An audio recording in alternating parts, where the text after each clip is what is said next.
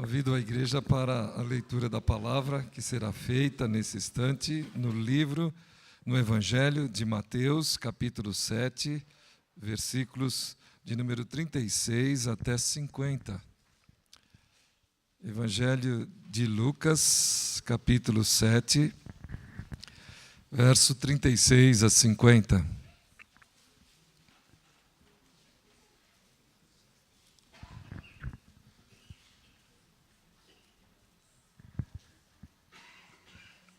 Vamos ler? Lucas 7, 36 a 50. Um dos fariseus convidou Jesus para que fosse jantar com ele, Um dos fariseus convidou Jesus para que fosse jantar com ele. Jesus, entrando na casa do fariseu, tomou lugar à mesa. E eis que uma mulher da cidade pecadora, sabendo que ele estava jantando na casa do fariseu, foi até lá com um frasco feito de alabastro cheio de perfume. E estando por detrás aos pés de Jesus, chorando, molhava-os com as suas lágrimas e os enxugava com os próprios cabelos. Ela beijava os pés de Jesus e os ungia com o perfume. Ao ver isto, o fariseu que o havia convidado disse consigo mesmo: se este fosse profeta, bem saberia quem e que tipo de mulher é esta que está tocando nele, porque é uma pecadora. Jesus se dirigiu ao fariseu e lhe disse: Simão, tenho uma coisa para lhe dizer. Ele respondeu: diga, mestre. Jesus continuou: certo credor tinha 2 devedores, um lhe devia 500 denários e o outro devia 50. E como eles não tinham com o que pagar, o credor perdoou a dívida de ambos. Qual deles, portanto, o amará mais? Simão respondeu: penso que é aquele a quem mais perdoou. Jesus disse: você julgou bem. E voltando-se para a mulher, Jesus disse a Simão: você está vendo esta mulher? Quando entrei aqui em sua casa, você não me ofereceu água para lavar os pés. Esta, porém, molhou os meus pés com lágrimas e os enxugou com os seus cabelos. Você não me recebeu com um beijo na face. Ela, porém, desde que entrei, não deixou de me beijar os pés. Você não ungiu a minha cabeça com óleo, mas esta, com perfume, ungiu os meus pés. Por isso, afirma você que os muitos pecados dela foram perdoados, porque ela muito amou, mas aquele a quem pouco se perdoa, pouco ama. Então Jesus disse à mulher: os seus pecados estão perdoados. Os que estavam com ele à mesa começaram a dizer entre si: quem é este que até perdoa pecados? Mas Jesus disse à mulher: a sua fé salvou você. Vá em paz. O coral vai cantar? Vai? Nós vamos meditando na palavra que lemos, nos preparando para a reflexão. Nós vamos ouvir ainda o coral nesse instante.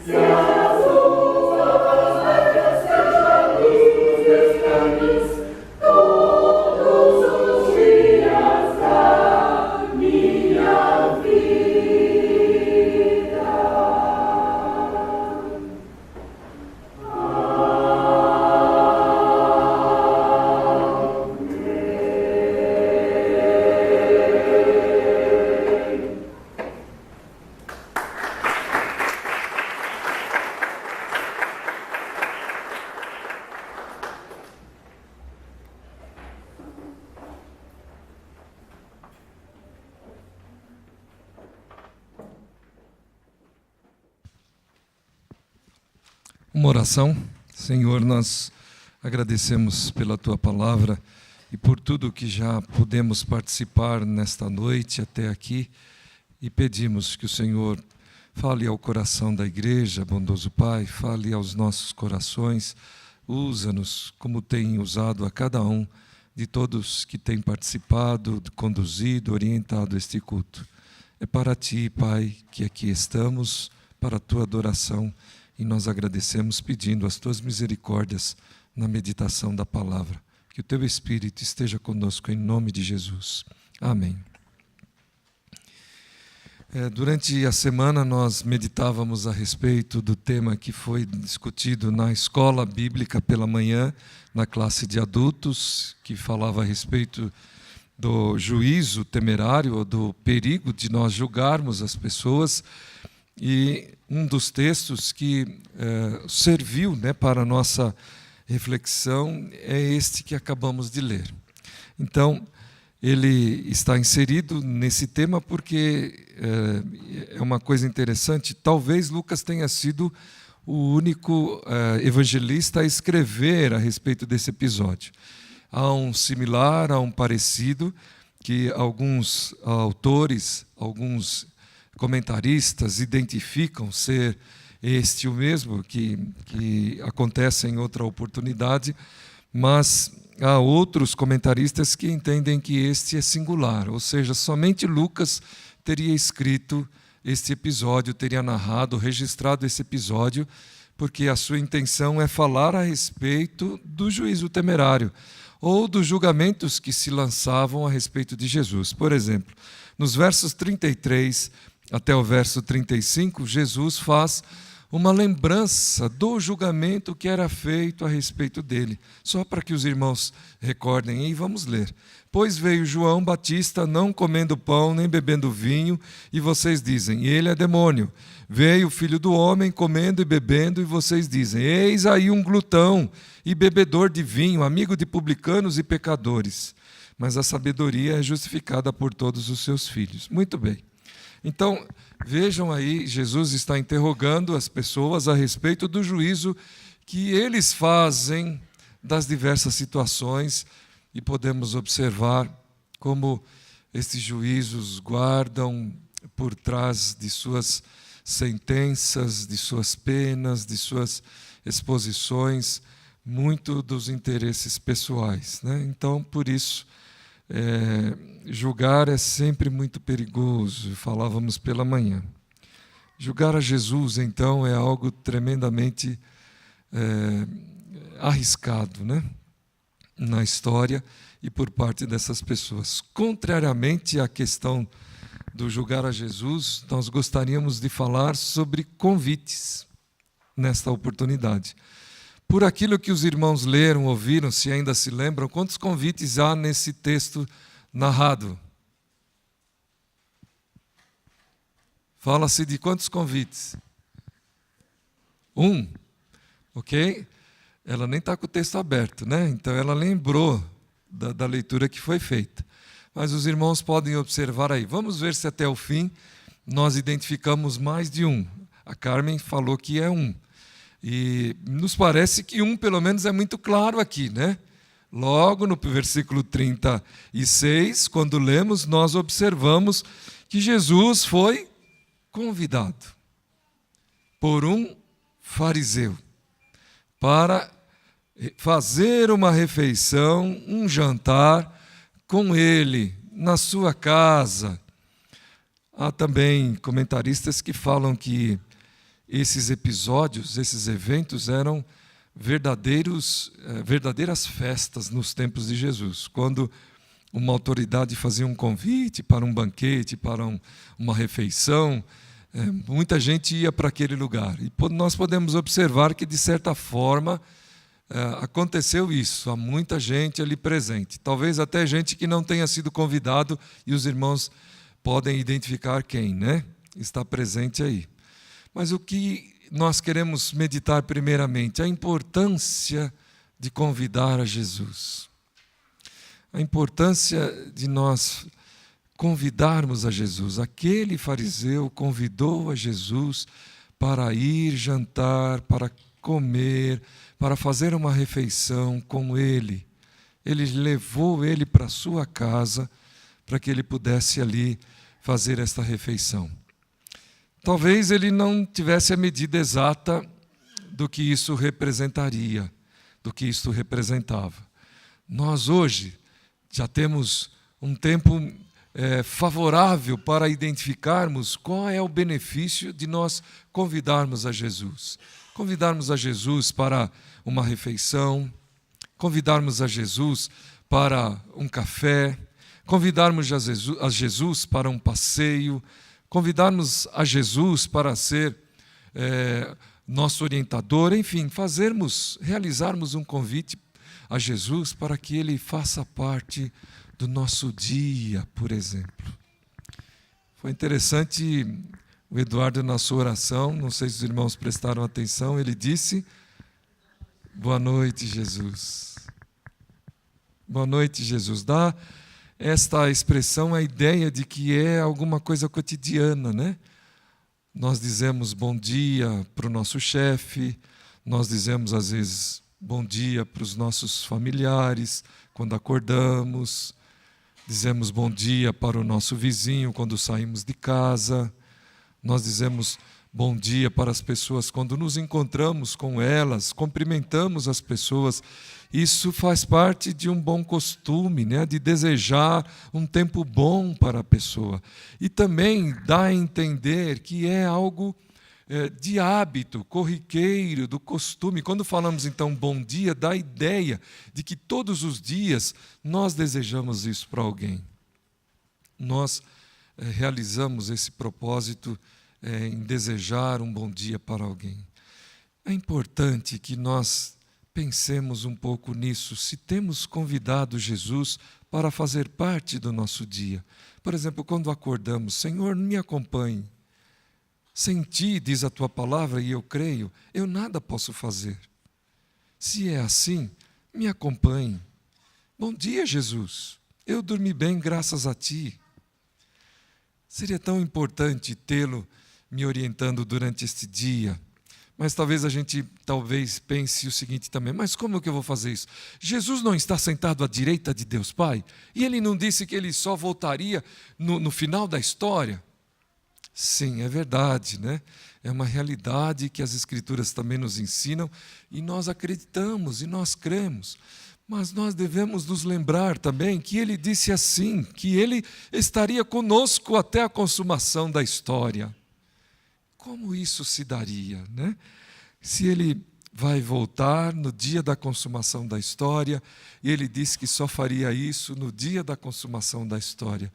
Como que isto se dá, da sua presença, ser possível no cotidiano, no dia a dia, a ponto de nós podermos convidá-lo para ser o nosso companheiro, o nosso amigo, aquele que venha nos conduzir, nos orientar, nos ouvir, quem sabe enxugar as nossas lágrimas, nos aconselhar, nos dirigir. Nós podemos entender que este é um mistério de Deus, mas também explicável. Por exemplo, o Evangelho de João, os capítulos 14, 15 e 16, narra a vinda do Espírito Santo. E uma das expressões de Jesus, quando anuncia a vinda do Espírito Santo, é justamente essa, que se eu não for, o Espírito não virá. E ele ainda diz que o Espírito seria o Deus que habita em nós. E ele ainda declara que o Espírito não habitaria com o mundo, mas habitaria com os seus. Então é tão importante que nós possamos atentar que Deus faz essa deferência entre o mundo e os seus. O seu Espírito estaria com os seus. E o seu Espírito, conforme orienta Jesus, é aquele que nos faria lembrar de todos os ensinos, nos faria recordar de todos os feitos de Jesus, nos traria lembrança, nos traria memória, as coisas feitas por Jesus. Vejam, quando Jesus partiu, Ele disse aos seus discípulos: ide por todo o mundo, fazei discípulos de todas as nações, de todas as gentes, ensinando-os a guardar todas as coisas que eu vos tenho ordenado. Jesus, portanto, será um convidado nosso, a partir do instante em que nós tivermos fresquinho na nossa mente, no nosso coração, os seus ensinos, as suas palavras, a sua reflexão, a sua orientação, a sua exortação, a sua direção para a tomada de decisões, inclusive. Então, a importância de nós termos Jesus como nosso convidado cotidiano está e caminha por aí, mas também porque, queridos irmãos, prestem atenção no Evangelho. Lembrem-se do Evangelho, e especialmente, com Jesus, acontece sempre uma coisa inesperada. Acontece sempre uma coisa diferente. Acontece sempre uma coisa que sai dos padrões da nossa vida, da nossa existência. Porque Ele é Deus, né?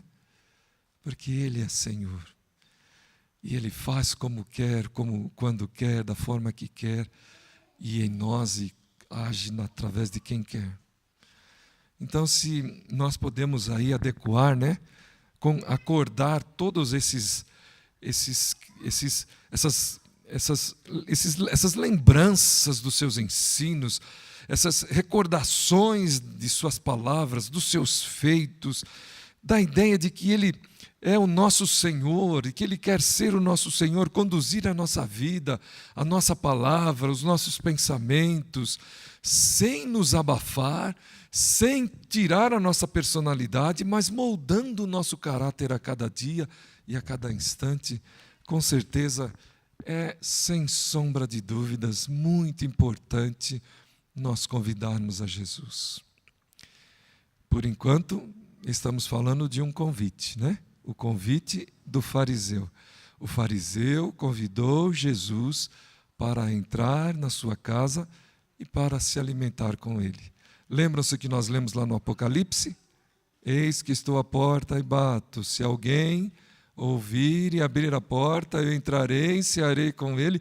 Não é como que um convite que nós estamos fazendo aí, Senhor, entra na minha casa, ceie comigo, entra na minha vida, conduza a minha vida, fale aquilo que eu preciso falar, me oriente, me ensine, me ajude a ter discernimento das coisas. É muito importante ter Jesus como nosso convidado cotidiano. Vamos falar um pouquinho, nesse momento, do caráter do convite. Então vamos lembrar o convite feito pelo fariseu. Como que os irmãos imaginam o caráter do convite feito por esse fariseu a Jesus? Quem quer dar aí uma opinião? Que caráter teve o convite desse fariseu para Jesus? Por aquilo que os irmãos leem, pelos acontecimentos, pelas reações. Como? Marketing. Por que marketing? Porque se ouvia dizer, né, que Jesus realmente estava fazendo coisas por aí. Tê-lo ali, quem sabe, seria uma coisa boa, especialmente para este homem que estava aí num nível de autoridade, né? Um fariseu, uma pessoa de uma certa importância para a sociedade daqueles dias, poderia representar mesmo um marketing ali. Alguém ia falar mais alguma coisa?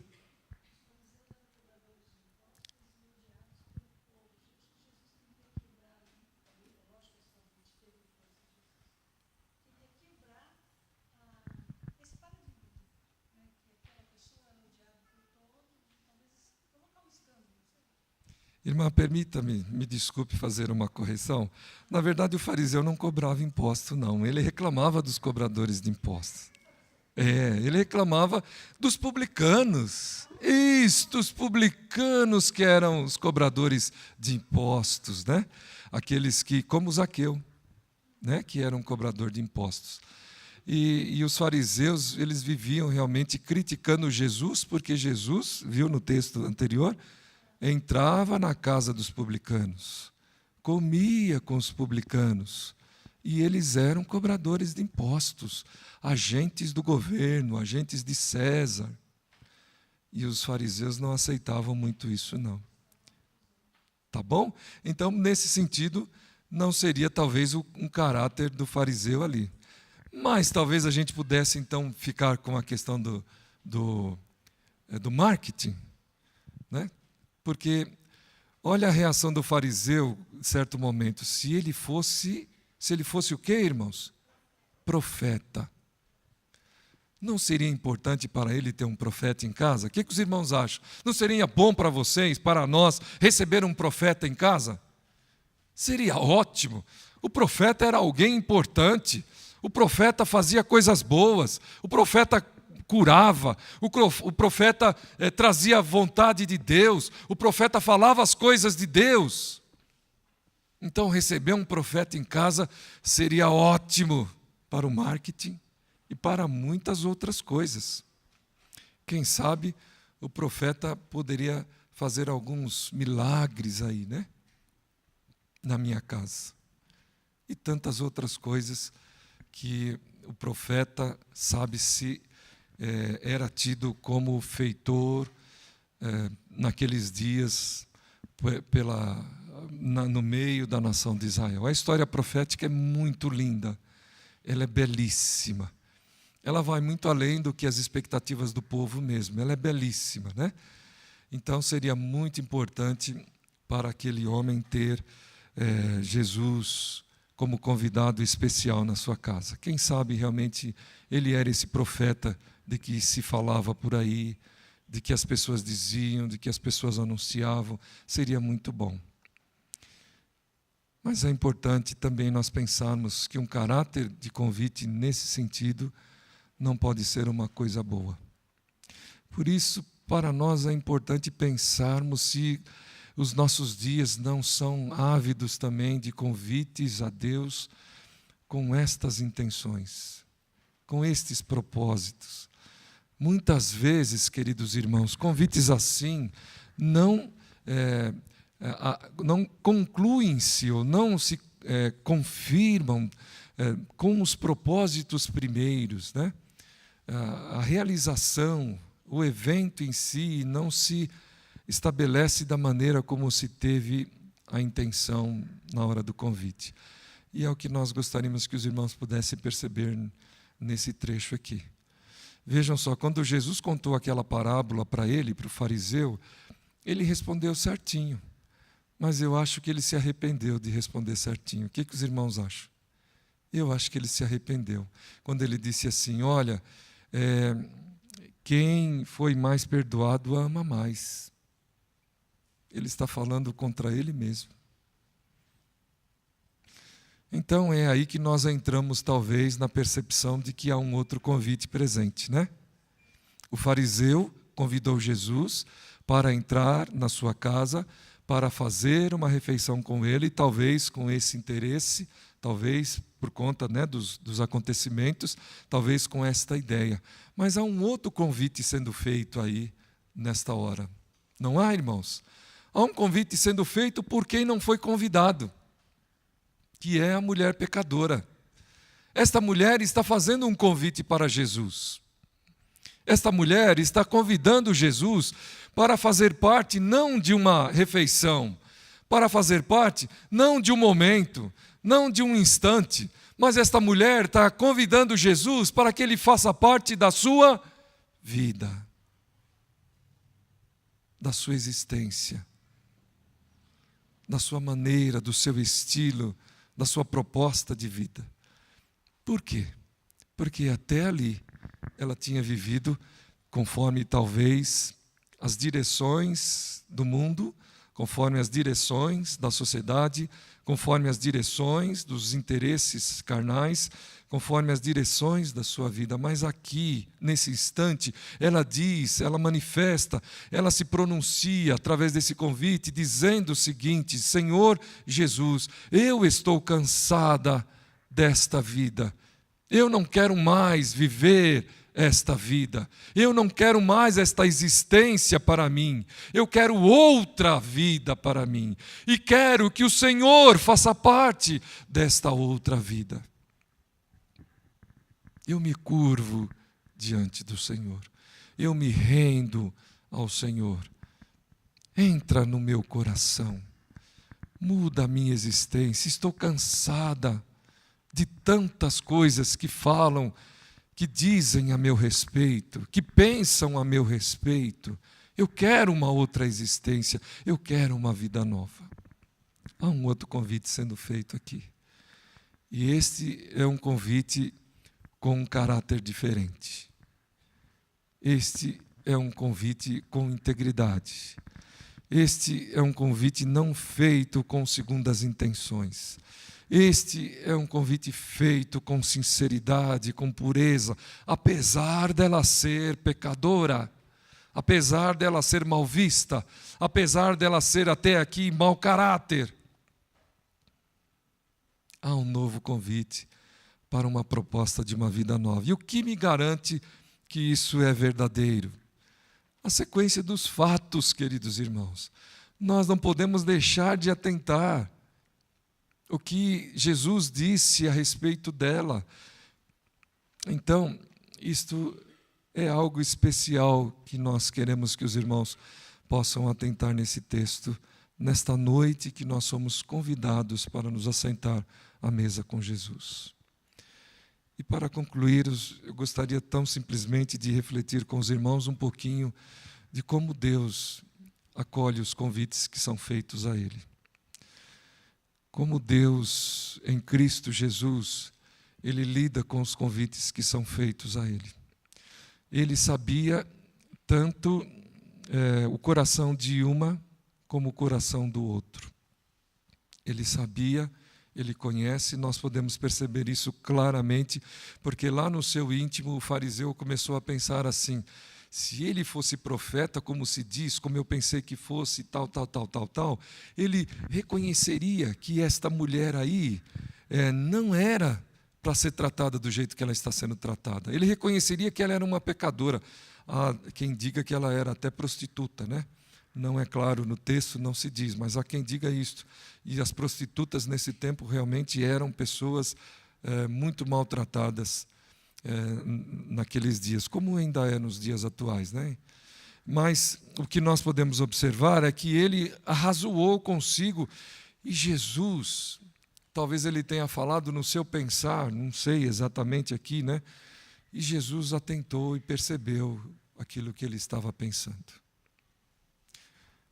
Da mesma maneira, nós devemos crer que Jesus conhecia o pensar, a ideia, as intenções daquela mulher. Tanto um como o outro eram verdadeiros livros abertos diante de Jesus.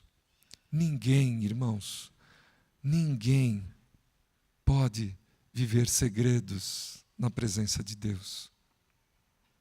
Ninguém, nenhum de nós. Às vezes nós achamos que é possível, às vezes nós achamos que Deus não vê certas coisas, mas nós não podemos continuar pensando assim. O que nós vemos aqui é que o Senhor conhece intimamente, detalhadamente, minuciosamente a vida dessas duas pessoas. Como conhece a vida de todos, como conhece a nossa vida. Então, pensando um pouquinho como Jesus acolhe os nossos convites, ele foi convidado por duas pessoas naquele dia. Ele recusou algum convite? Não. Ele entrou na casa do homem que se dizia, que se julgava puro, melhor do que os outros, ou melhor, pelo menos, do que aquela mulher, acima dos erros, enfim, um homem religioso, um homem, talvez, entendendo-se espiritual, aceitou, mesmo sabendo que nisto não era toda a verdade da vida daquele homem. E entrou naquele homem e fez uma proposta de vida para ele. Fez ou não fez? Simão, olha, eu gostaria de ter entrado na tua casa e ser tratado assim, assim, assim, assim. Você não fez isso comigo. Eu gostaria de ser compreendido, respeitado, dessa e daquela outra maneira. Irmãos, Deus faz isso conosco. Muitas vezes nós fazemos um juízo, estabelecemos um valor da nossa vida primeiramente, né? De que nós somos isso, somos aquilo outro.